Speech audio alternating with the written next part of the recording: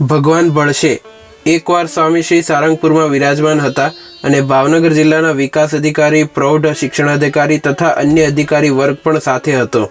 તેમણે સાક્ષરતા અભિયાન સંબંધી માહિતી સ્વામીશ્રીને આપી। લગભગ 45 મિનિટ સુધી સતત તેઓ કહેતા રહ્યા। પછી કહે, સાક્ષરતાની સાથે સાથે વ્યસન મુક્તિનું પણ અમારું ધ્યેય છે। તુરંત સ્વામીશ્રીને વાતનો દોર ઉપાડી લેતા કહ્યું, એ ખાસ કરવા જેવું છે।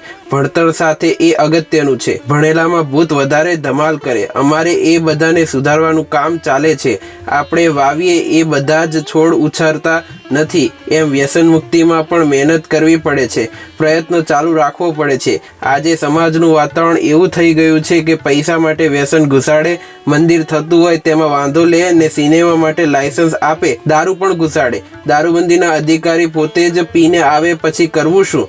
ચૂંટણીમાં દારૂ પાઈને મત મેળવે ને દારૂબંધીની વાત કરે। મફતના લોકોને છેતરો છો શું કામ? જેણે આ બધું કામ કર્યું હોય તેને આ બધું જોઈને દુઃખ થાય। આપણે અંગ્રેજોને કાઢ્યા પણ એનું બધું પેસી ગયું। સ્વરાજ લીધું પણ અસલ ઉપર આવ્યા નહીં। ગાંધીજીને જે ગમતું તે સરવણીમાં મૂકી દીધું। મરઘા ઉછેર શું કામ કરો છો? સરકાર પણ સન્ડે ફોર અંડે કરે છે, એ જ પ્રચાર કરે છે, પછી એનામાં ને પ્રજામાં બરકત શું આવે? સંસ્કાર બગડે એ જોતા નથી। સમાજનું આધુનિક ચિત્ર રજૂ કર્યા બાદ સ્વામીશ્રી કહે, જે હોય તે આપણે તો મહેનત કરવી, ભગવાન ચોક્કસ ભળશે।